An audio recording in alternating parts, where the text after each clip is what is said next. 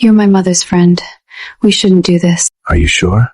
I have 50 years of experience. The Villa Santoro stood like a fortress against the twilight sky, its marble columns gleaming under strings of golden lights. Luxury cars lined the circular driveway, each one worth more than most people earned in a lifetime. Inside, Italy's elite mingled beneath crystal chandeliers, their laughter and conversation creating a symphony of wealth and power. The gala was meant to celebrate life, but tonight it bore the weight of death. Grandmother Lucia Marchetti had passed 3 days ago, and her family had decided to honor her memory with the kind of extravagance she had always appreciated. Isabella Marchetti stepped out of the black Mercedes, her stiletto heels clicking against the cobblestone. She wore a midnight blue gown that hugged her curves before flowing elegantly to the ground, her dark hair cascading in waves over her bare shoulders. At 23, she had inherited her father's sharp intelligence and her mother's striking beauty. Fresh off a flight from Boston, where she had completed her medical residency with top honors, she felt the familiar weight of home settling on her chest. Italy suffocated her sometimes with its expectations and traditions. Her mother, Viviana Marchetti, stood at the entrance greeting guests. Viviana was a woman who commanded respect without raising her voice, her posture perfect, her smile calculated. She had built an empire from the ashes of her husband's death, turning his shipping business into a multinational corporation. When she spotted Isabella, her expression softened slightly. "Bella, you're finally here." "Traffic," Isabella lied, though she had actually sat in the car for 20 minutes gathering courage. Viviana took her daughter's hands, studying her face. "You look exhausted. Come inside. Everyone is asking about you." Inside the villa, the air was thick with expensive perfume and whispered conversations. Isabella recognized faces from her childhood, business associates, politicians, and others whose occupations were never discussed in polite company. Her grandmother had known everyone who mattered in Italy, and they had all come to pay their respects.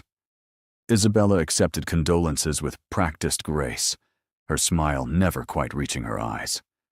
She missed her grandmother desperately, the only person who had never tried to control her life. Across the room, Lorenzo Vitale watched her with the intensity of a predator studying prey. At 50, he was still a man who turned heads, his black hair streaked with distinguished gray, his tailored suit emphasizing broad shoulders that spoke of physical power. As the head of the Vitale family, one of Italy's oldest and most feared organizations, he had spent 3 decades building an empire through methods the law would never approve. But tonight, dressed in Armani and drinking aged whiskey, he looked like any other successful businessman. He had known Viviana for 20 years, their relationship built on mutual respect and carefully maintained boundaries. When Viviana needed things done quietly, Lorenzo made them happen. When Lorenzo needed legitimate business fronts, Viviana provided them. They were friends in the way powerful people could be friends, understanding that loyalty was valuable but never guaranteed. Lorenzo had seen Isabella grow from a defiant teenager into a beautiful woman, but he had never really looked at her until tonight. Something about the way she held herself, the sadness in her eyes mixed with barely contained anger, made it impossible to look away. He watched her escape to the balcony, her shoulders tight with tension, and found himself following before he could question the impulse. Later that evening, Isabella stood gripping the balcony railing, trying to breathe. The night air was cool against her flushed skin, but it did nothing to ease the pressure building in her chest. She felt like she was drowning in expectations, in her mother's plans for her future, in the memory of her grandmother's gentle hands and wise eyes. Tears threatened, but she refused to let them fall. Marchetti women did not cry in public. "Your mother is looking for you." Isabella turned to find Lorenzo leaning against the doorframe, his expression unreadable. She had always been slightly afraid of him, though she would never admit it. There was something dangerous about the way he moved, the way his dark eyes seemed to see through every carefully constructed wall. "Let her look," Isabella said, her voice sharper than intended. "She's good at that." Lorenzo's lips twitched, almost a smile. "You sound angry." "I'm not." She turned back to the city lights sprawling below. "I'm just tired of being told what to feel, what to think, who to be." He moved to stand beside her, close enough that she could smell his cologne, something expensive and decidedly masculine. "Viviana loves you. She wants to protect you." "By controlling every aspect of my life?" Isabella laughed bitterly. "I studied medicine because she decided it was respectable. I went to Boston because she chose the program. I'm here tonight playing the dutiful daughter while my grandmother is gone forever. And I never got to say goodbye because Mother thought I should finish my residency first." The words tumbled out. Years of resentment she had never dared voice. Lorenzo listened without interruption, his presence somehow making it easier to speak. When she finally fell silent, he reached out and gently turned her to face him. His hand on her arm sent an unexpected jolt through her system. "Lucia knew you loved her," he said quietly. "She told me so, 2 weeks before she passed." Isabella's eyes widened. "You saw her?" "I visit her every month. We played chess and argued about politics." His expression softened with memory. "She was proud of you, Bella. So incredibly proud." The tears she had been holding back finally spilled over. Before she could stop herself, she was crying against Lorenzo's chest, her, carefully, maintained composure shattering. He held her stiffly at first, clearly uncomfortable. Then gradually his arms came around her with surprising gentleness. They stood like that for several minutes, the sounds of the gala fading into background noise. Inside, Viviana found them on the balcony and made a decision that would change everything. The next morning, Isabella woke with swollen eyes and a pounding headache. Sunlight streamed through the sheer curtains of her childhood bedroom, which her mother had preserved exactly as she left it. Photographs of her medical school graduation lined the dresser, along with awards and certificates that represented years of relentless work. She stared at the ceiling, remembering how she had broken down in front of Lorenzo Vitale of all people. Embarrassment heated her cheeks. She barely knew the man, despite having seen him at family gatherings for years.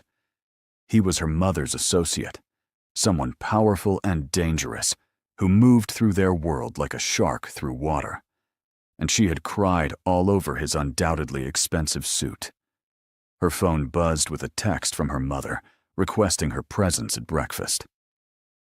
Isabella dragged herself out of bed, showered, and dressed in simple black pants and a cream blouse. When she entered the dining room, Viviana was already seated, looking immaculate despite the late night. "Good morning, darling. How did you sleep?" "Fine," Isabella lied, pouring herself coffee. Viviana studied her daughter over the rim of her cup. "I saw you with Lorenzo last night." Isabella's hand froze. He was just being kind. "He's a good man, despite what people say about him." Viviana set down her cup with careful precision. "I've asked him to look after you while you're home." "What?" Isabella stared at her mother in disbelief. "I'm 23 years old. I don't need a babysitter." "You need protection. There are people who would use you to get to me, and you've been away long enough to forget how dangerous this world can be." "So you're assigning me a bodyguard? Without even asking?" Viviana's expression hardened. "I'm ensuring my daughter's safety. Lorenzo has agreed to keep an eye on you until we're certain there are no threats. End of discussion." Isabella wanted to scream. This was exactly what she had been talking about on the balcony, her mother making decisions, issuing commands, never considering that Isabella might have her own thoughts on the matter. But arguing with Viviana Marchetti was like arguing with a glacier, beautiful and cold, and utterly immovable. That afternoon, Isabella's anger had transformed into restless energy. She paced her room like a caged animal, resentment building with each passing minute. Her mother had gone to the office, leaving strict instructions that Isabella was to remain at the villa, as if she were a child who needed constant supervision. When her phone rang, and she saw her best friend Giada's name, she answered immediately. "Bella, you're back. We're going out tonight to celebrate. No arguments." Isabella glanced at the door, thinking of her mother's orders, of Lorenzo Vitale and his dark, watchful eyes. Then she thought of freedom, of one night where she could be herself instead of Viviana Marchetti's perfect daughter. "What time?" she asked. By evening, Isabella had formed a plan. She dressed in a red dress that her mother would definitely not approve of, applied makeup with a heavier hand than usual, and waited. The security team her mother employed rotated shifts at 8 o'clock. In the confusion of the change, she slipped out through the kitchen, her heels in her hand, her heart pounding with exhilaration. Giada was waiting 3 blocks away in her convertible, music already blasting.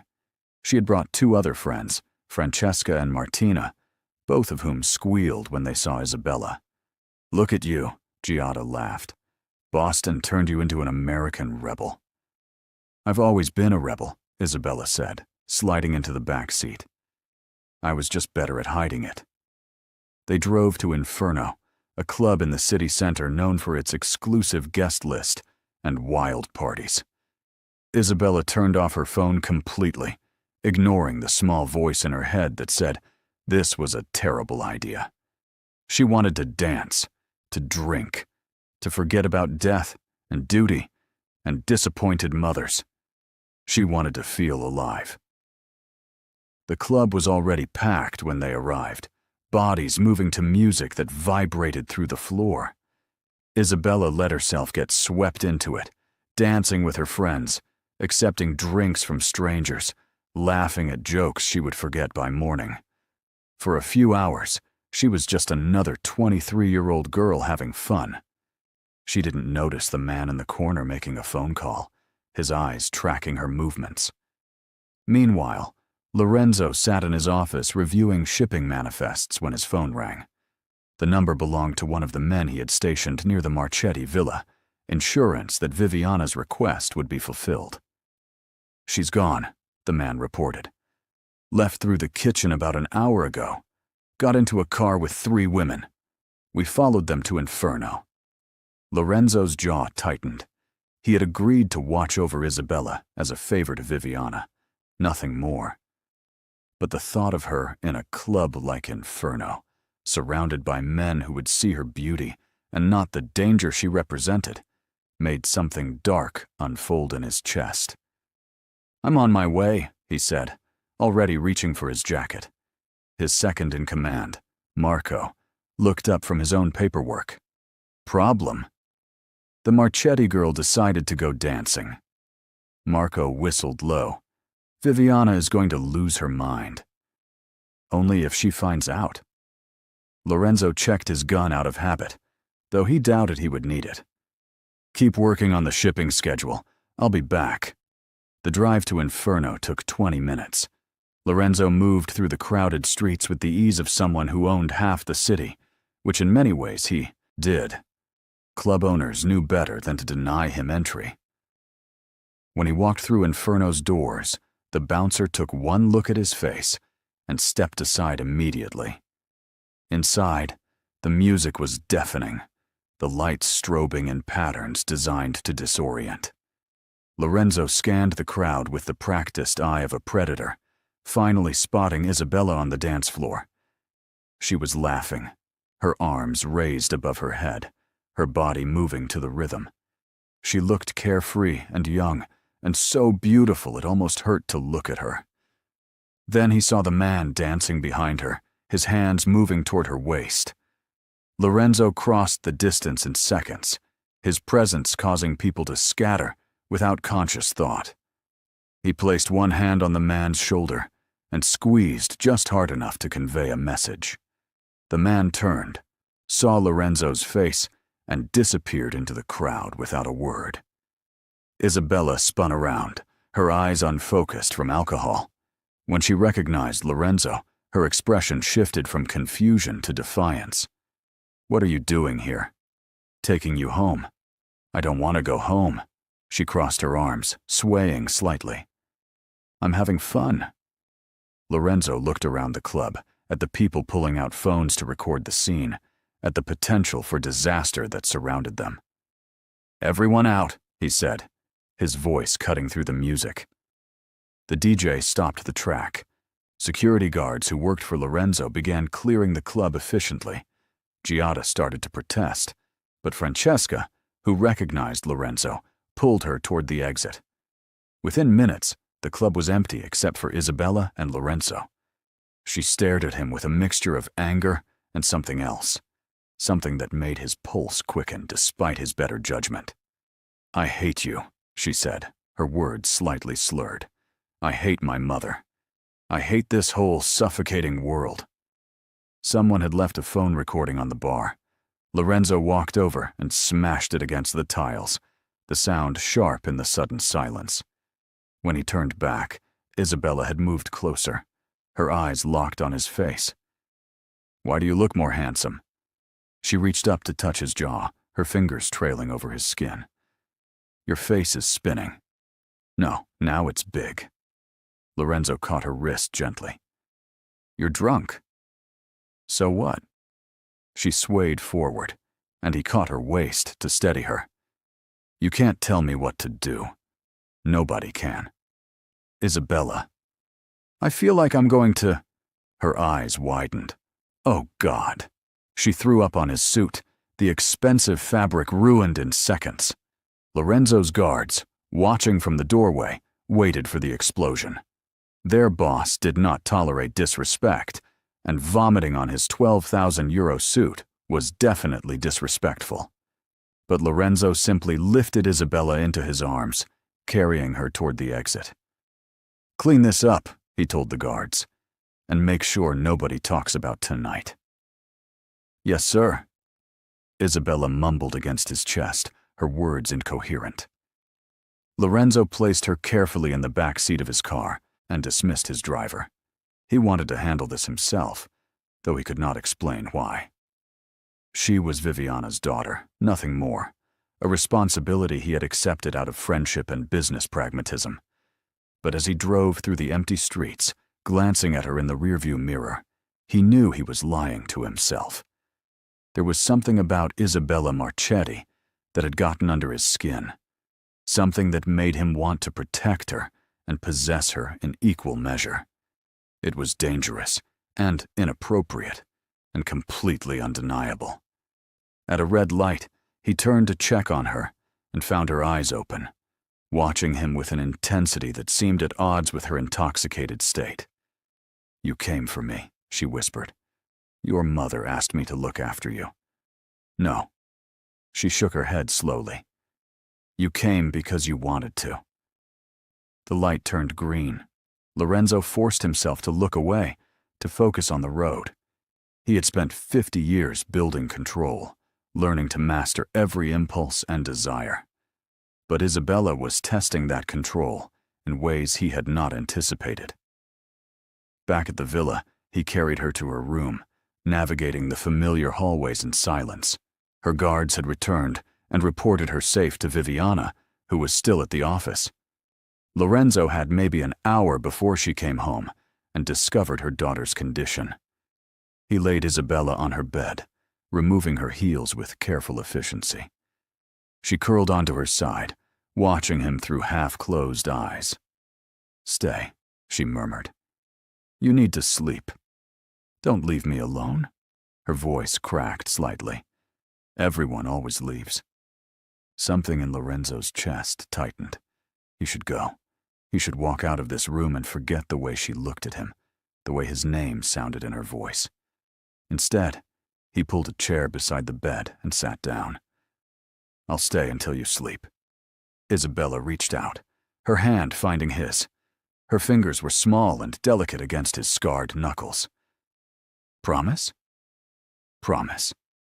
She smiled, a real smile that transformed her face, and closed her eyes. Within minutes, her breathing had evened out into sleep. Lorenzo sat there in the darkness, her hand still in his, and tried to remember all the reasons this was a terrible idea. Sometime around 3 in the morning, Isabella stirred. She turned toward him, her eyes still closed, and in her sleep-addled state, she leaned forward. Her lips brushed against his, soft and hesitant, a question more than a statement. Every rational thought in Lorenzo's head screamed at him to pull away. She was 23. She was drunk. She was his friend's daughter. But his body had stopped listening to reason the moment she touched him. He kissed her back, his hand coming up to cup her face, his thumb stroking her cheek. The kiss deepened, heat building between them, years of discipline crumbling under the weight of sudden desperate need. Isabella made a small sound in the back of her throat, and it was enough to break through the haze. Lorenzo pulled back, his breathing ragged, and saw her eyes flutter open. For a moment, they stared at each other in the darkness. Then reality crashed down. He stood abruptly, the chair scraping against the floor. "Sleep," he said, his voice rough. "We'll talk in the morning." He left the room before she could respond, before he could do something even more stupid. In the hallway, he leaned against the wall and tried to remember who he was. Lorenzo Vitale did not lose control. He did not kiss drunk girls who were young enough to be his daughter. He did not feel his heart racing like a teenager experiencing his first crush. But apparently, when it came to Isabella Marchetti, all his rules meant nothing. He spent the rest of the night in the chair outside her door, telling himself he was simply ensuring she did not need help. The truth, which he refused to examine too closely, was that he could not bring himself to leave. As dawn broke over the villa, painting the sky in shades of pink and gold, Lorenzo finally allowed himself to admit that he was in serious trouble. Isabella woke with a pounding headache and fragmented memories. She remembered the club, remembered Lorenzo arriving like an avenging angel. She remembered throwing up on him. God, how mortifying. But there was something else, something her mind shied away from, even as her lips tingled with phantom sensation. She stumbled to the bathroom, splashed cold water on her face, and tried to piece together the night. When she returned to the bedroom, she found Lorenzo sitting in a chair by the window, still wearing his ruined suit, looking like he had not slept at all. "You stayed," she said, surprised. "I said I would." Isabella wrapped her arms around herself, suddenly aware that her dress was inappropriate for morning conversation. "About last night. I'm sorry. I shouldn't have gone out, and I definitely shouldn't have." She trailed off, not quite ready to mention the vomit incident. "Your mother doesn't know." Relief flooded through her. "Thank you. But if you pull something like that again, I won't be able to protect you from her anger."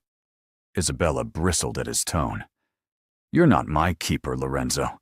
My mother might think she can assign you to watch me like some guard dog, but I'm an adult. I make my own choices. Even stupid ones? Who are you to judge?" She stepped closer, anger replacing embarrassment. "You're not exactly a saint. I know what you do, what you really do. My mother thinks I'm naive, but I'm not blind." Lorenzo rose from the chair with predatory grace. "Then you should be smart enough to know that people in my world have enemies, and those enemies would love to get their hands on Viviana Marchetti's daughter. So, this is about protecting Mother's investment? This is about keeping you alive." They stood inches apart, tension crackling between them. Isabella's heart raced, and she could not tell if it was from anger or something far more dangerous. She became acutely aware of his size, the way he towered over her, the intensity in his dark eyes. "You won't tell my mother, will you?" she finally asked, her voice smaller than she intended. She'll go insane. Lorenzo's expression was unreadable. Should have thought of that sooner. You told her? Isabella's eyes widened in betrayal. Not yet. He moved past her toward the door. But you need to understand something, Isabella. Your actions have consequences. Last night proved that. Nothing happened last night except I had too much to drink and you played hero. He paused in the doorway, his back to her. Is that all you remember? The question hung in the air between them. Isabella felt heat flood her cheeks as fragmented images flickered through her mind. His face close to hers. The taste of whiskey. The feeling of falling and being caught. I would never, she started to say, but the words died on her lips because she did not know what she would never do anymore. Lorenzo glanced back at her, and something in his expression made her breath catch.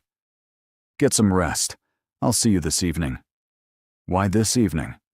Your mother wants us to have dinner, the three of us. He smiled without humor. Try not to get into any trouble before then. He left, and Isabella sank onto her bed, her mind racing. The pieces of last night were slowly coming together, forming a picture she did not want to see. She had kissed Lorenzo Vitale. Or had he kissed her? Did it matter? He was 50 years old, her mother's associate, someone completely inappropriate in every possible way. And she could not stop thinking about the way his hand had felt against her face, gentle despite all his violence. The afternoon sun cast long shadows across Isabella's room as she tried and failed to concentrate on the medical journal she had brought from Boston. The words blurred together, her mind replaying fragments of the previous night in torturous detail. She could still feel the ghost of Lorenzo's touch, the way his fingers had cradled her face with surprising tenderness. It made no sense. Men like him did not do tender. Her phone buzzed with a message from Giada asking if she was still alive. Isabella typed out a quick response, assuring her friend she was fine and apologizing for the abrupt end to their night. Then she scrolled through her contacts, stopping at her mother's name. Part of her wanted to call Viviana and confess everything, to face the consequences and be done with it. But the thought of disappointing her mother yet again made her stomach clench. A knock at the door interrupted her spiraling thoughts. One of the household staff entered with a garment bag. From Signor Vitale, the woman said, laying it carefully across the chair. For this evening. Isabella stared at the bag long after the woman left. Slowly, she unzipped it to reveal a stunning dress in deep emerald green, the kind of garment that cost more than most people's monthly salary. A note was pinned to the hanger in bold, masculine handwriting, something appropriate for dinner. Wear it. The audacity of the man made her want to throw the dress out the window. Who did he think he was, buying her clothes like she was some doll he could dress up? But when she held the fabric against her skin, she had to admit it was beautiful. And it would fit perfectly, which meant he had been paying attention to more than just her safety. That thought sent an unwelcome flutter through her stomach. By 6 o'clock, Isabella had showered, styled her hair in loose waves, and applied makeup with a steady hand despite her nerves. The dress fit like it had been made for her, hugging her curves before flowing elegantly to just above her knees. She studied herself in the mirror, hardly recognizing the sophisticated woman staring back. This was not the rebellious girl who had snuck out last night. This was someone who belonged in Lorenzo Vitale's world. The realization terrified her. Downstairs, Viviana was already entertaining Lorenzo in the sitting room. Isabella heard their voices as she descended the grand staircase, her heels clicking against marble. When she entered the room, both conversations stopped. Her mother's eyes swept over her approvingly, but it was Lorenzo's reaction that made her breath catch.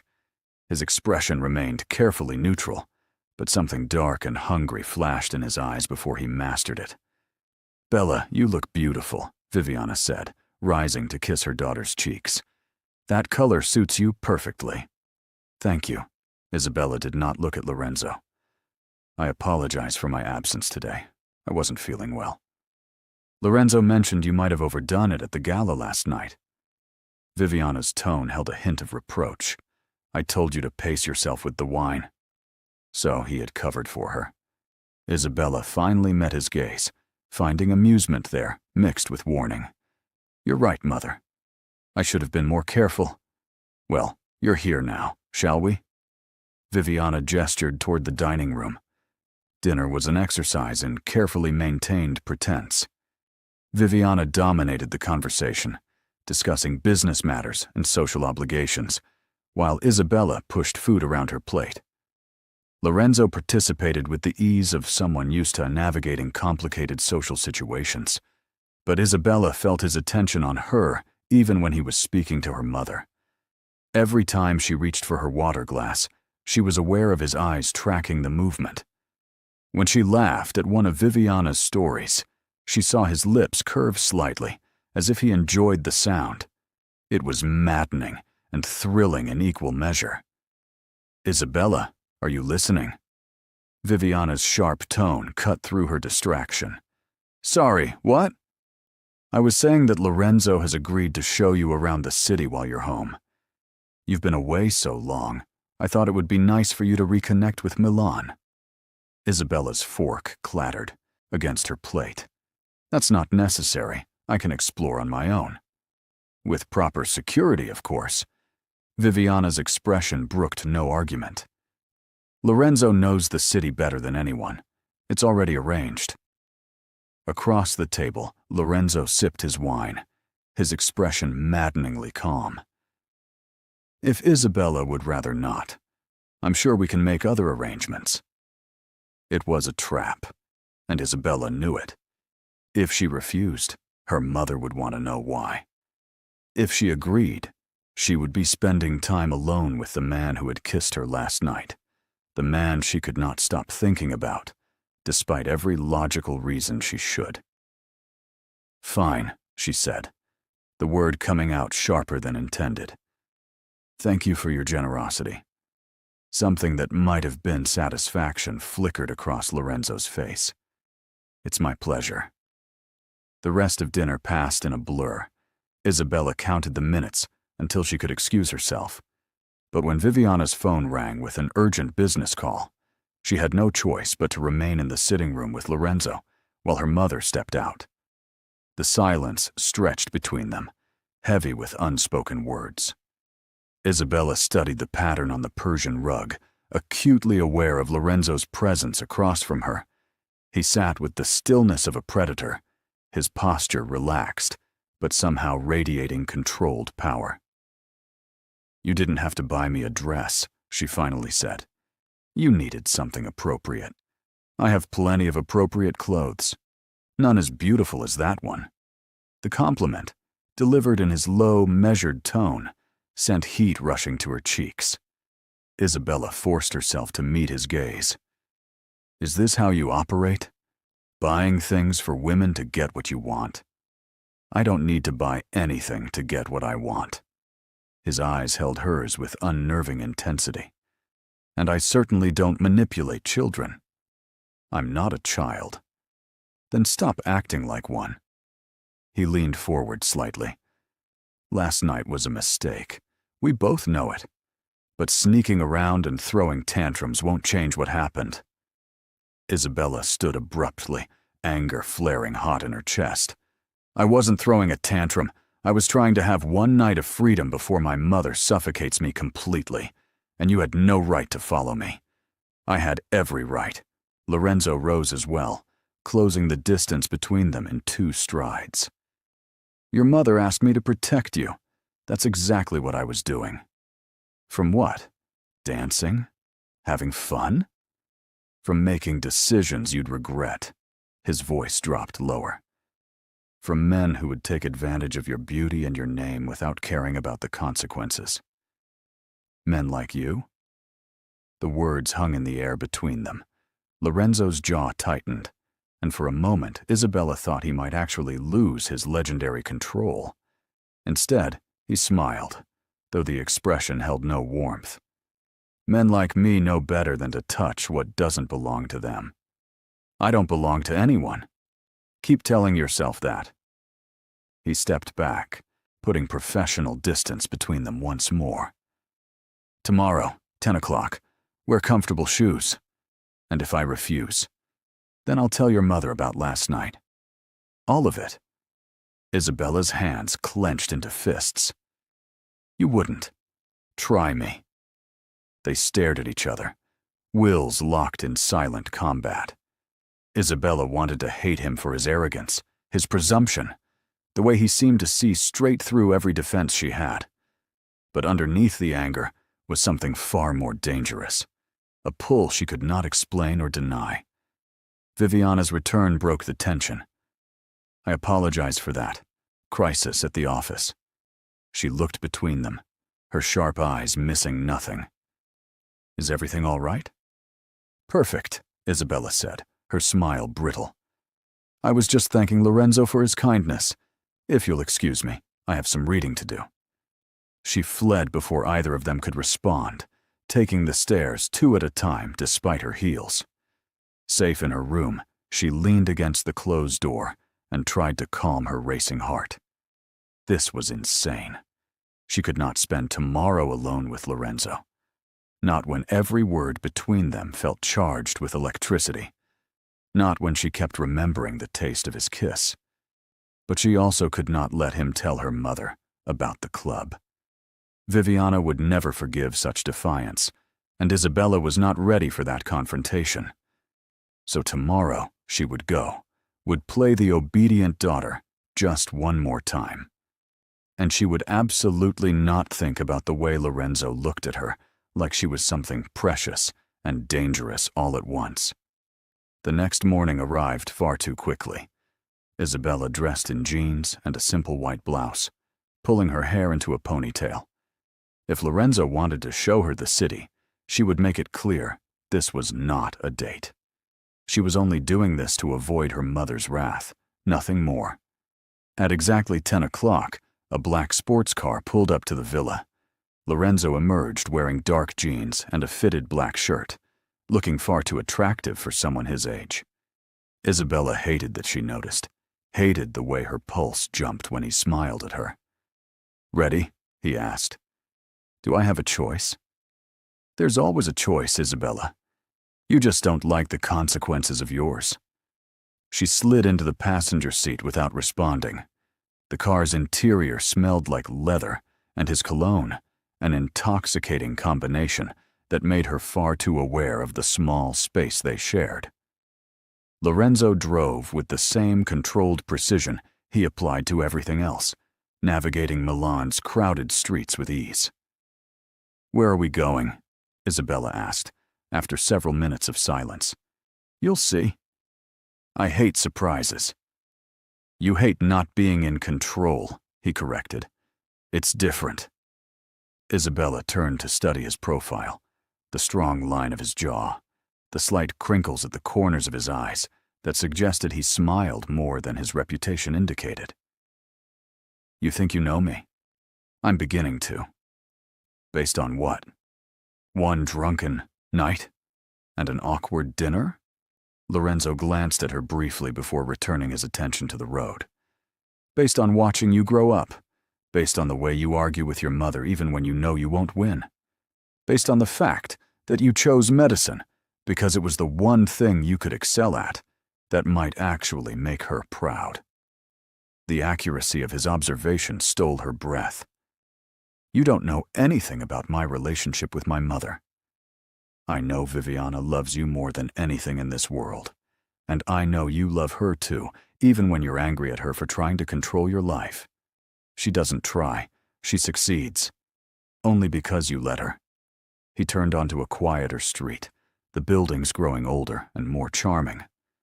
You're 23, Isabella. You have money your father left you. If you really wanted freedom, you'd take it. It's not that simple. It never is. But that doesn't mean it's impossible. They drove in silence for a while, Isabella processing his words. Part of her wanted to argue, to defend her choices and her mother's intentions. But another part, the part that had snuck out to a club and kissed a dangerous man, recognized the truth in what he said. Lorenzo pulled up outside a small cafe in a neighborhood Isabella barely remembered. The streets here were narrow and cobblestoned, lined with shops that had existed for generations. He came around to open her door, offering his hand to help her out. She hesitated before taking it, telling herself the contact meant nothing, even as warmth spread from where their skin touched. "My grandmother used to bring me here when I was young," Lorenzo said, gesturing to the cafe. "Best espresso in Milan." Inside, the cafe was cozy and worn, filled with the rich aroma of coffee and fresh pastries. An elderly woman behind the counter looked up and broke into a wide smile when she saw Lorenzo. "Lorenzo, it's been too long." She came around the counter to embrace him, then turned curious eyes on Isabella. "And who is this beautiful young woman?" "A friend's daughter. Isabella, this is Sophia. She's been running this place for 40 years. 50, Sophia corrected with a laugh. "And you're still a terrible liar. Come, sit. I'll bring you the usual." They settled at a small table by the window. Isabella watched Lorenzo interact with Sophia, seeing a side of him she had not expected. He was warm here, almost playful, teasing the older woman about her cooking, while she swatted at him affectionately. It was so different from the cold, controlled man everyone feared. "You're staring," Lorenzo said when Sophia had returned to the counter. "I'm trying to figure you out." "And what have you concluded?" "That you're more complicated than you want people to believe." Sophia returned with 2 espressos and a plate of pastries, winking at Isabella, before retreating once more. Lorenzo sipped his coffee, studying Isabella over the rim of his cup. "Your grandmother used to say the same thing. You really visited her often?" "Every month for the last 10 years. We'd play chess and talk about everything except business. She was one of the few people who saw me as more than my reputation." Isabella felt something soften in her chest. She never mentioned it. "I asked her not to. Your mother and I have a professional relationship. Lucia and I had something different, something that didn't need to be complicated by external factors." "You mean you were friends?" "I suppose we were." He smiled, and it transformed his face, making him look years younger.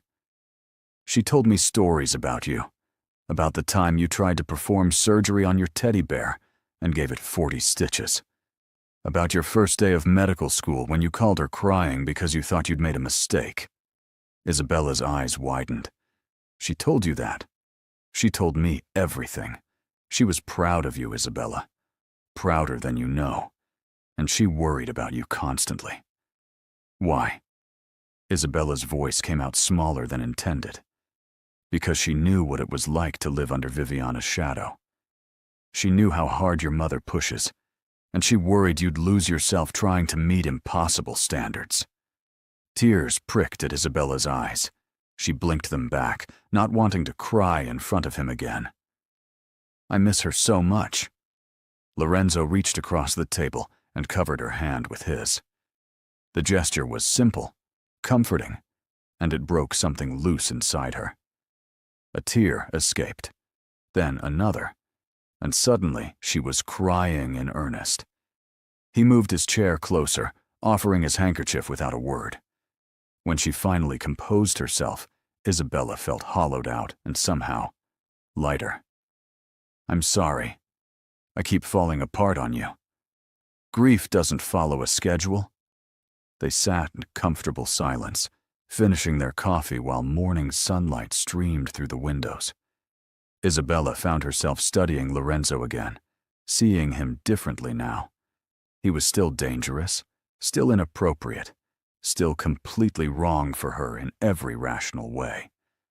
But he was also the only person who seemed to understand the complicated tangle of love and resentment she felt toward her mother. Later, they walked through the neighborhood, Lorenzo pointing out landmarks, and sharing stories about his childhood.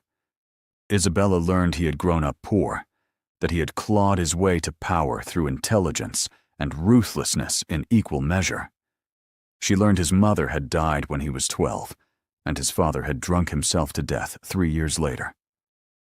"Is that when you joined the organization?" she asked, as they paused outside an old church. "Joined" makes it sound voluntary. Lorenzo's expression darkened. "I did what I had to do to survive. The rest followed." "Do you regret it?" He considered the question seriously. "I regret many things, but I can't regret the path that led me here, to this moment, showing you my city." The weight of his words settled over her. Isabella knew she should step back, should maintain professional distance, should remember all the reasons this connection between them was dangerous. Instead, she found herself moving closer. "Lorenzo, don't." He caught her hand, his grip gentle but firm. "Don't say whatever you're about to say. Not here. Not now." "Why not?" "Because I'm trying very hard to be a gentleman, and you're making it extremely difficult." Heat flooded through Isabella at the rough honesty in his voice. She knew she should listen to him, should walk away while she still could. But something reckless inside her wanted to push, to see what would happen if she stopped being careful. "What if I don't want you to be a gentleman?" Lorenzo's eyes darkened. His thumb traced circles on her palm, a touch that should have been innocent, but felt intimate beyond reason. "You don't know what you're asking for." "Then tell me." For a long moment, they stood there on the cobblestone street, the world narrowing to just the two of them. Isabella could see the war playing out across Lorenzo's face, desire battling discipline. Finally, he took a deliberate step back. "You're young and grieving and looking for something to make you feel alive again. I won't take advantage of that. You think this is about grief? I think you're confused about what you want. And I think your mother would kill us both if she knew we were having this conversation." The mention of Viviana was like cold water. Isabella pulled her hand free, embarrassment replacing boldness. "You're right. I don't know what I was thinking. Isabella, can we go back now? I'm tired." The drive back to the villa was silent and tense. Isabella stared out the window, berating herself for her stupidity. What had she expected? That Lorenzo would confess feelings for her, sweep her into his arms like some romantic fantasy. He was 50 years old, a powerful criminal, and her mother's business associate. The fact that he was being responsible should have made her grateful, not disappointed. When they pulled up to the villa, Isabella hurried out before Lorenzo could come around to her door, but he caught her arm gently, stopping her. "For what it's worth, you weren't wrong." She turned, confused. "About what?" "About me wanting to be here with you. About this not just being a favor to your mother." His dark eyes held hers with devastating honesty. "But that doesn't change what's right." Before Isabella could respond, he released her and drove away, leaving her standing in the driveway, with her heart pounding and her world tilted on its axis. The next few days passed in a blur of avoiding both her mother and Lorenzo. Isabella threw herself into studying, reviewing medical journals, and catching up with colleagues from Boston. But at night, lying in her childhood bed, she could not stop replaying their conversation. The way Lorenzo had looked at her. The rough honesty in his voice when he admitted wanting her. It was madness. She knew it was madness. But knowledge did nothing to quell the feelings building inside her. On the 4th day, Viviana announced they were hosting a dinner party for several business associates. Isabella tried to beg off, claiming exhaustion, but her mother would not hear of it. "You're a Marchetti," Viviana said firmly. "We have responsibilities to our position. Besides, Lorenzo specifically asked if you'd be attending." Isabella's pulse jumped. Why would he care? Because he's trying to be kind to my grieving daughter. Viviana studied Isabella's face. You've been avoiding him since your outing. Did something happen? No, Isabella lied. I've just been tired. The trip from Boston, the funeral, everything catching up with me. Viviana's expression softened. I know this has been difficult, but isolating yourself won't help. Please come to dinner. It would mean a lot to me. So, Isabella found herself once again dressing for an evening with Lorenzo Vitale.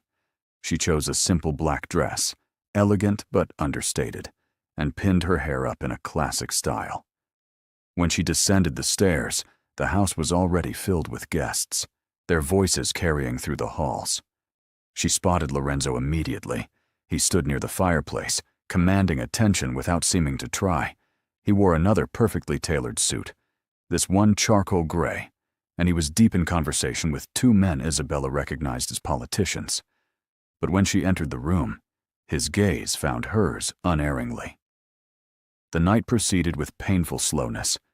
Isabella made polite conversation with guests, smiled until her face hurt, and tried not to notice Lorenzo watching her. But she felt his attention like a physical touch, following her around the room, no matter how much distance she put between them. During dinner, she was seated between a banker and a lawyer, both of whom seemed determined to impress her with their accomplishments. She nodded and smiled in the appropriate places, while her mind wandered to the man seated at her mother's right hand, close enough to see but impossibly far away. After dinner, guests moved to the terrace for drinks and cigars. Isabella seized the opportunity to escape, slipping through the garden toward the greenhouse, where her grandmother had kept orchids. The glass structure was dark and peaceful, filled with the earthy scent of soil and flowers. She was examining a particularly beautiful bloom when she heard footsteps behind her. You disappeared. Isabella didn't turn. She had known somehow that Lorenzo would follow. I needed air. Your mother is looking for you. Let her look. Isabella touched the orchid's delicate petals. My grandmother loved these. She said they were temperamental and difficult, but worth the effort. Lorenzo moved closer, his presence warming the small space. She was talking about more than flowers. I know. Isabella finally turned to face him. She was talking about me. They stood inches apart in the dim greenhouse, the party's sounds muted by distance and glass. Isabella's heart raced as Lorenzo's eyes searched her face, looking for something she wasn't sure she could give. I can't stop thinking about you, she whispered, the confession torn from her despite her better judgment. Lorenzo's jaw tightened. Isabella, I know I shouldn't. I know this is wrong in every possible way, but I can't make it stop. You're 23 years old. You have your whole life ahead of you. You don't want to waste it on someone like me. You don't get to decide what I want. Someone has to. His hand came up to cup her face, his thumb tracing her cheekbone with aching gentleness.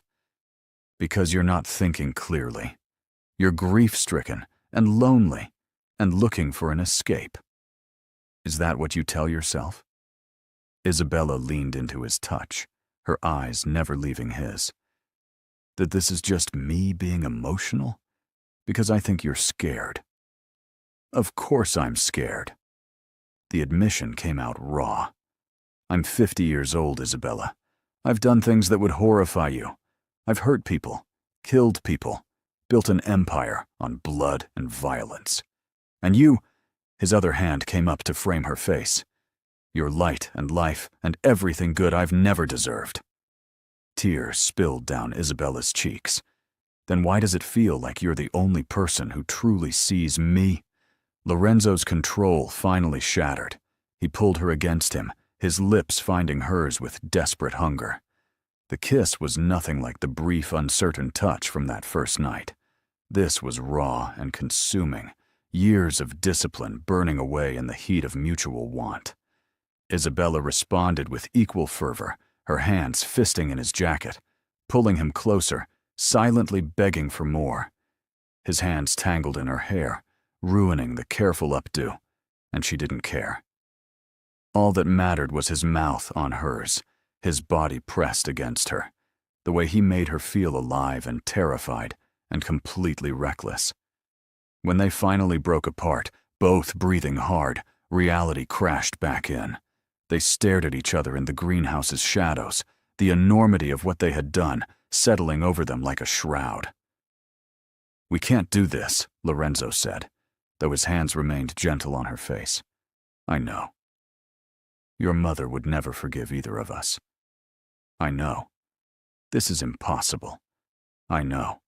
He kissed her again, softer this time, almost tender. Then he forced himself to step back. "Go back to the party. I'll follow in a few minutes." Isabella nodded numbly, her lips still tingling, her heart in pieces. She turned toward the greenhouse door, then paused. "Lorenzo." "Yes?" "I don't regret it. Any of it." Before he could respond, she fled into the night, leaving him alone among the orchids with the taste of her still on his lips. Isabella barely slept that night. She lay in bed replaying the kiss, the way Lorenzo's hands had felt in her hair. The desperate hunger in his voice when he said she was everything good he'd never deserved.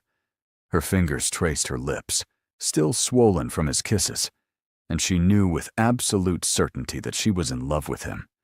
It was insane and impossible, and completely real. The next morning, Viviana summoned her to breakfast with unusual formality. Isabella's stomach dropped when she entered the dining room and found her mother's expression cold and closed off. "Sit down, Isabella." She obeyed, her hands clasped tightly in her lap. Had someone seen them in the greenhouse? Had her mother somehow discovered everything? "I've made a decision about your future," Viviana said without preamble. "I've arranged a position for you at the hospital where I sit on the board. You'll start in 2 weeks, working in their cardiac unit. It's an excellent opportunity." Relief that this wasn't about Lorenzo warred with frustration at yet another decision made without her input. "Mother, I haven't even decided if I'm staying in Milan." "Of course you're staying. Your home is here, with your family." "My home is wherever I choose to make it." Viviana's eyes flashed with anger. "Don't be childish. I've invested too much in your education and your future to watch you throw it away on some misguided quest for independence. It's my life. It's a life I've protected and nurtured for 23 years. I won't apologize for wanting what's best for you." They were still arguing when Lorenzo arrived unannounced. He stood in the doorway of the dining room, his expression carefully neutral, though Isabella saw the tension in his shoulders. "Forgive the interruption," he said. "Viviana, we need to discuss the shipping issue we talked about yesterday." Viviana stood, clearly grateful for the distraction. "Of course, Isabella. We'll continue this conversation later. Don't leave the house." The command was pointed. Isabella watched her mother leave with Lorenzo, catching his brief glance in her direction. The concern in his eyes made her chest ache, but Isabella was done being obedient. She waited exactly 10 minutes before slipping out through the kitchen again, this time heading to Giada's apartment across the city. Her friend opened the door in pajamas, surprised, but delighted. "Bella, what are you doing here?" "I needed to escape." Isabella collapsed on Giada's couch. "My mother is suffocating me, and I think I'm losing my mind." Giada made coffee while Isabella poured out everything.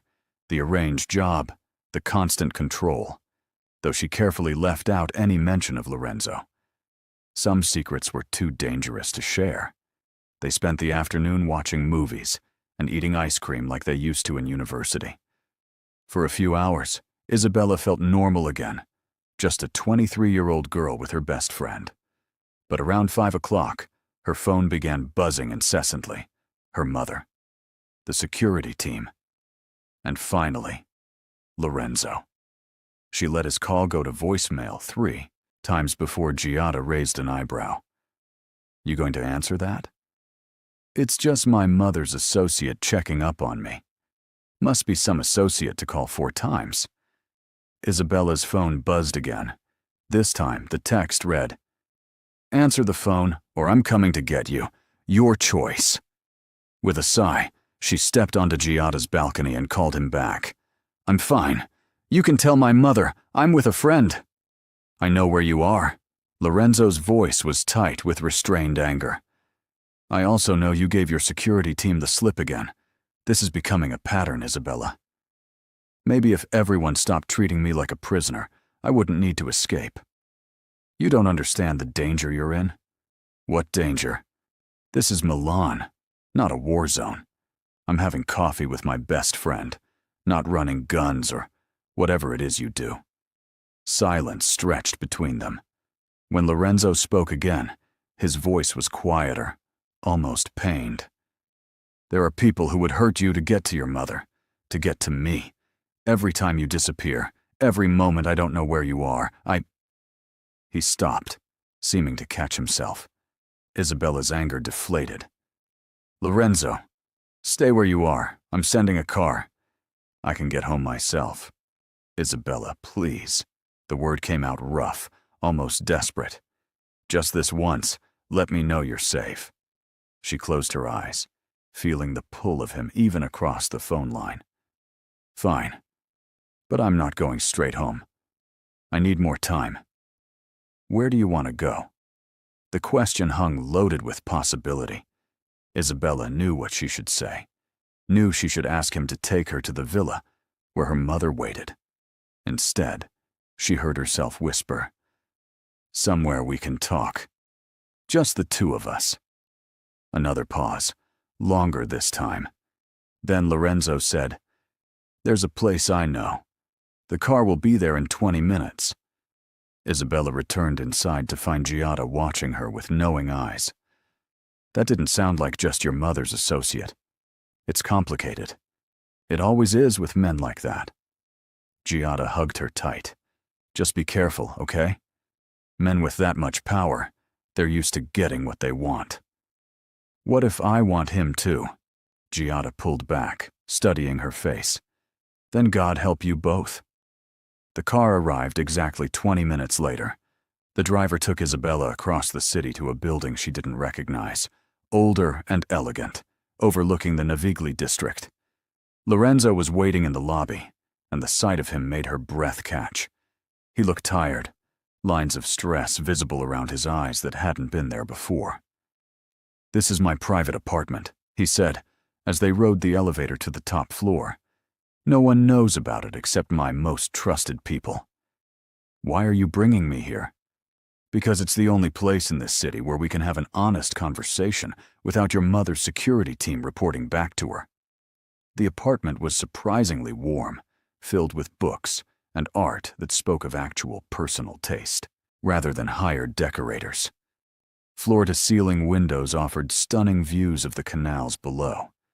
Isabella walked to the glass, trying to process the intimacy of being in Lorenzo's private space. "I can't do this anymore," she said, without turning around. "This dance we're doing, pretending there's nothing between us. It's driving me crazy." She heard him move closer. "What do you want me to say, Isabella? That I think about you constantly? That I can't sleep because I'm imagining all the ways this could destroy everything I've built? That I'm terrified of what your mother would do if she found out? I want you to tell me the truth." She finally turned to face him. "Do you feel this too? Or am I alone in it?" Lorenzo closed the remaining distance between them, his hands coming up to frame her face with heartbreaking gentleness. "I've felt it since the night of the gala, when I saw you standing on that balcony looking like you carried the weight of the world. I told myself it was nothing, that it would pass. But every moment I spend with you makes it worse. Then why are we fighting it? Because I'm supposed to protect you, not ruin you. Because you deserve someone your own age, someone without blood on his hands. Because if I give in to this, I won't be able to let you go. Isabella's hands came up to cover his. What if I don't want you to let go? The kiss that followed was inevitable. A collision of want and need, and everything they had been denying. Lorenzo pulled her against him, like she was oxygen, and he was drowning, and Isabella responded with equal desperation. They stumbled backward until her spine hit the window. The city spread out behind her like a glittering promise. His hands moved to her waist, her hips, sliding up her ribs with possessive heat. Isabella tugged at his shirt, needing to feel his skin, needing to erase every barrier between them. They broke apart only long enough to shed unnecessary clothing. Their eyes locked, the enormity of what they were doing written clearly on both their faces. If we do this, everything changes, Lorenzo said, his voice rough with desire and warning. I know. Your mother will never forgive me. I don't care. Isabella. He rested his forehead against hers, breathing hard. I'm trying to do the right thing. The right thing is being with me. She kissed him softly, then with growing passion. Please, Lorenzo. I need you. His control shattered. He lifted her easily, carrying her to the bedroom, laying her down with a gentleness that contrasted beautifully with the hunger in his eyes. What followed was tender and consuming, a claiming that went far beyond the physical. Lorenzo worshipped her body like she was something sacred, and Isabella gave herself completely, holding nothing back. Afterward, they lay tangled together in the dim bedroom, Lorenzo's fingers tracing lazy patterns on her skin. Isabella had never felt so complete, so perfectly where she belonged. But as reality began seeping back in, fear crept in with it. What happens now? She whispered. Lorenzo pulled her closer, pressing a kiss to her temple. Now, we figure out how to tell your mother without her killing me. She'll be furious. She'll be devastated. She trusted me to protect you, and instead... He didn't finish the sentence. Isabella propped herself up on one elbow, studying his face. Do you regret it? I regret that it will hurt Viviana. I regret the complications this will cause. But you... His hand came up to cup her cheek. I could never regret you. They stayed in Lorenzo's apartment through the night, talking and making love, and planning a future that seemed impossible but necessary. As dawn broke over Milan, painting the sky in shades of pink and gold, Isabella knew there was no going back. She had chosen Lorenzo, chosen love over duty, and whatever consequences came would be worth it. But when they finally returned to the villa the following morning, they found Viviana waiting in the foyer, her expression colder than Isabella had ever seen it. Where have you been? Isabella lifted her chin, refusing to be cowed. With Lorenzo. I can see that. Viviana's eyes moved between them, taking in their rumpled clothing, the way they stood close together. Understanding dawned, followed by betrayal so sharp it was almost physical. Tell me I'm wrong. Tell me you didn't. Mother, how could you? Viviana's voice shook with rage and hurt. Both of you. I trusted you, Lorenzo. I asked you to protect her, and you seduced her instead? It wasn't like that, Lorenzo said, his voice calm despite the tension radiating through him. Viviana, please, let us explain. Explain what? That my daughter and my oldest friend betrayed my trust. That the man I've worked with for 20 years took advantage of a grieving girl young enough to be his daughter? I love her. The words fell into stunned silence. Isabella's heart stopped, then started racing. Lorenzo had never said it before, not even in the privacy of his apartment. But here, facing Viviana's fury, he said it without hesitation. You love her, Viviana repeated, her laugh bitter. How convenient. And what happens when you get bored? When someone younger and prettier comes along? What happens to my daughter then? That will never happen. You can't promise that. Yes, I can. Lorenzo stepped forward, his presence commanding even in the face of Viviana's anger. I've spent 50 years building power, accumulating wealth, doing whatever necessary to survive in this world. But none of it meant anything until I met your daughter. She makes me want to be better, to deserve the way she looks at me. So yes, I can promise that I will love her for the rest of my life, because I've never been more certain of anything. Viviana stared at him, something flickering in her eyes that might have been understanding before her expression hardened again. And you? She turned to Isabella. You're willing to throw away everything for him? Your career, your reputation, your future? He is my future, Isabella said quietly. I know you don't understand, and I know this hurts you. But I love him, Mother. Not because I'm grieving or confused or looking for escape. I love him because he sees me, really sees me, in a way no one else ever has. You're 23 years old. You don't know what love is. Maybe not. But I know what it feels like to finally breathe, to finally feel like I have a choice in my own life, and I choose him. Viviana looked between them, her carefully constructed composure cracking. If you do this, if you pursue this relationship, there will be consequences. People will talk. Your reputation will suffer. And her voice broke. I don't know if I can watch you make this mistake. Then don't watch, Isabella said, tears streaming down her face. But please, don't ask me to give him up. I can't. The standoff lasted several heartbeats. Then Viviana turned and walked away, her spine rigid, leaving Isabella and Lorenzo standing in the foyer with the wreckage of her trust scattered around them. The following weeks were the hardest of Isabella's life. Viviana refused to speak to either of them, communicating only through her assistant when necessary. The arranged hospital position disappeared. Friends and family members took sides, some supporting Isabella's choice, others condemning it. The gossip magazines had a field day when news leaked about the relationship, painting Lorenzo as a cradle robber and Isabella as a naive girl throwing her life away. But through it all, Lorenzo remained steady. He handled the media with ruthless efficiency, ensuring the worst stories never made it to print. He stood beside Isabella at every social function, his hand at her back, silently declaring his claim for all the world to see. And at night, in the privacy of his apartment where they now lived together, he held her while she cried for the mother who wouldn't speak to her. 2 months after their relationship became public, Lorenzo received a call that changed everything.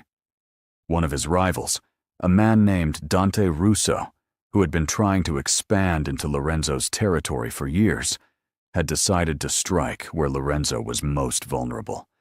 Isabella was leaving a medical conference when 2 men grabbed her off the street, forcing her into a waiting van. She fought, screaming and clawing, but they were stronger. The last thing she saw before a cloth covered her face was the concerned expression of a passerby pulling out their phone.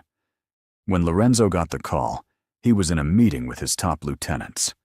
Marco watched his boss's face turn to stone, all emotion draining away to reveal the cold, calculating killer underneath. "Find her," Lorenzo said, his voice deadly calm. "Mobilize everyone. Check every warehouse, every safe house, every property Russo owns or has ties to. And when we find him, I want him alive. I need him to understand what happens when someone touches what's mine." The organization moved with terrifying efficiency. Within hours, they had traced the van to an abandoned factory on the outskirts of the city. Lorenzo led the assault personally, his gun drawn, his face a mask of controlled fury. They cut through Russo's guards like they were nothing, leaving bodies in their wake. Isabella was in the basement, tied to a chair, but unharmed. When the door burst open and she saw Lorenzo, relief crashed through her so powerfully she nearly fainted. He crossed the room in 3 strides, cutting her bonds with hands that shook slightly, despite his otherwise calm demeanor. "Are you hurt? Did they touch you?" "I'm fine. Scared, but fine."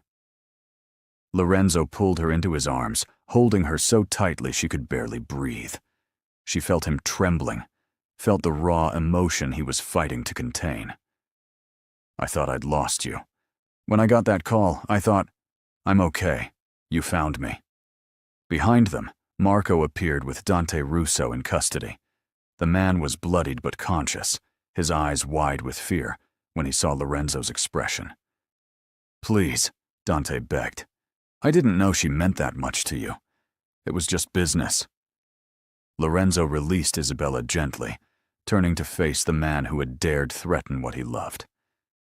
"Business." He repeated the word softly. "You kidnapped the woman I love and called it business. Lorenzo, please, we can make a deal. The only deal you're getting is a choice in how you die." Lorenzo pulled his gun, the movement casual and terrifying. "Quick or slow? Choose." "Wait." Isabella's voice cut through the tension. She moved to Lorenzo's side, her hand on his arm. "Don't do this. Not like this. He took you. He could have killed you. But he didn't. And if you kill him now, you'll have to live with that. We'll have to live with that."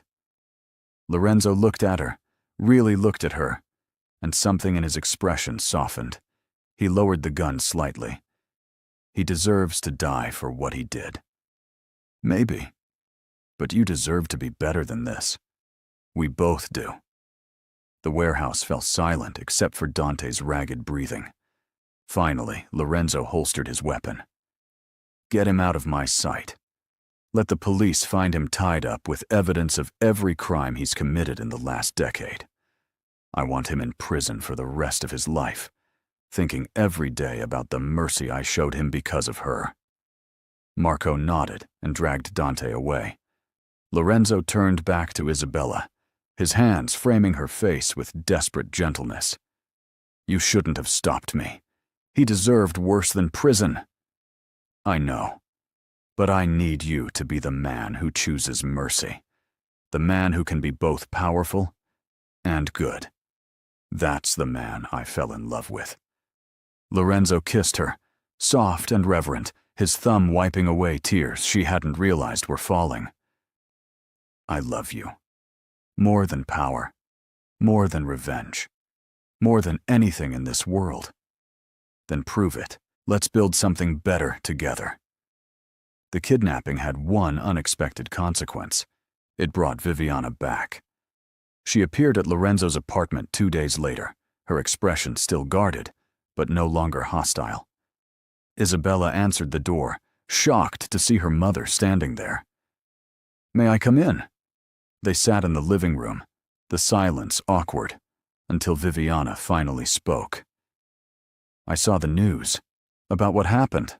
About what Lorenzo did to get you back. He saved me. He also showed restraint because you asked him to. That—" Viviana paused, choosing her words carefully. "That tells me something about both of you, about how you are together." Isabella's heart raced with hope. "Mother, I'm not saying I approve. I'm not saying this doesn't terrify me. But I've spent the last 2 months thinking about what you said, about choosing your own life. And I realized I've been so focused on protecting you that I never taught you how to protect yourself, how to make your own choices and live with the consequences. I love him, Mother. I know it's complicated and difficult, but I love him." Viviana's eyes filled with tears. "I know, baby. I can see it. And more importantly, I can see how he loves you, the way he looks at you, like you're the most precious thing in his world. I've known Lorenzo for 20 years, and I've never seen him look at anyone the way he looks at you. So you'll give us your blessing? I'll try to accept it. That's all I can promise right now." It was enough. Isabella crossed the room and hugged her mother tightly, feeling years of tension finally begin to ease. 6 months later, Isabella stood in her grandmother's garden, wearing a simple white dress, while Lorenzo waited at an altar of roses. The wedding was small, just family and close friends, including Viviana, who had slowly come to accept their relationship. As Isabella walked down the aisle, she caught her mother's eye and saw tears, but also a small, genuine smile. Lorenzo took her hands, his own trembling slightly. The priest spoke words about love and commitment, but Isabella barely heard them. All she could focus on was Lorenzo's face, the way he looked at her, like she was his entire world. "I have 50 years of experience in many things," Lorenzo said during his vows, his voice carrying to the small crowd. "But nothing prepared me for loving you. You walked into my life and changed everything. You made me want to be better, to deserve the gift of your love. I promise to protect you, to cherish you, to stand by your side through whatever comes. You are my light, Isabella, my redemption, my everything." Isabella's own vows were simpler. You see me, the real me, not the daughter my mother wants me to be, or the doctor everyone expects. Just me. And somehow, impossibly, you love all of it. I choose you, Lorenzo. Today, and every day for the rest of our lives. They sealed their promises with a kiss, while their guests applauded. Viviana wiped her eyes, Marco grinned, and somewhere, Isabella felt certain her grandmother was smiling down at them. 2 years later, Isabella stood in the same garden cradling their daughter, Lucia, named for the grandmother, who had brought them together in ways she never could have anticipated. Lorenzo sat beside her on the bench, his finger caught in their daughter's tiny grip, his expression one of wonder.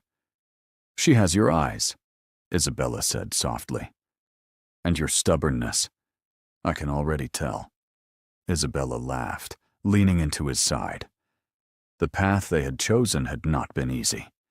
There were still people who whispered about the age difference, still family members who struggled to understand.